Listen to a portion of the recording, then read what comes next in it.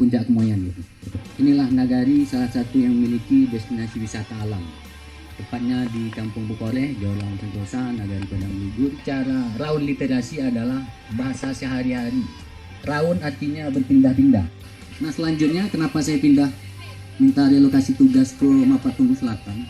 Saya rasa kita semua tahu Saprodin Perwira Negara, kalau tidak ada beliau, Indonesia sudah habis. Dan Bukit Tinggi itu adalah RI 1 sebelum Jogja dan Jakarta sekarang. Ketika Bung Karno dan Bung Hatta dibuang ke Digo, Saprodin inilah yang bergerilya melalui corong-corong radionya mengatakan kepada dunia bahwa Indonesia itu masih ada. Nah, letaknya di Pasaman itu kita tahu nggak? Di mana sih letak pemberian dari masyarakat kepada Saprodin Perwira Negara, rumahnya?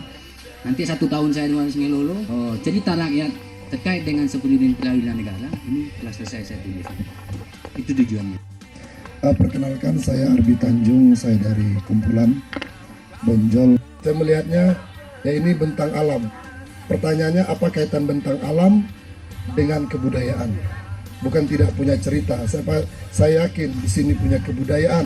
Ciptakan mitos dalam artian diciptakan baru dia menjadi kenyataan. Siti Nurbaya tidak pernah ada. Itu hanya di Marah Rusli saja. Tapi Siti Nurbaya bisa betul-betul ada hari ini.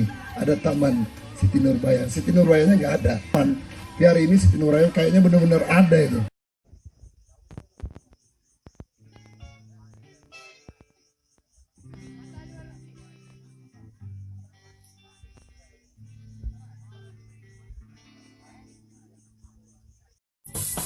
Cerita saat kita bersama, kau pegang tanganku.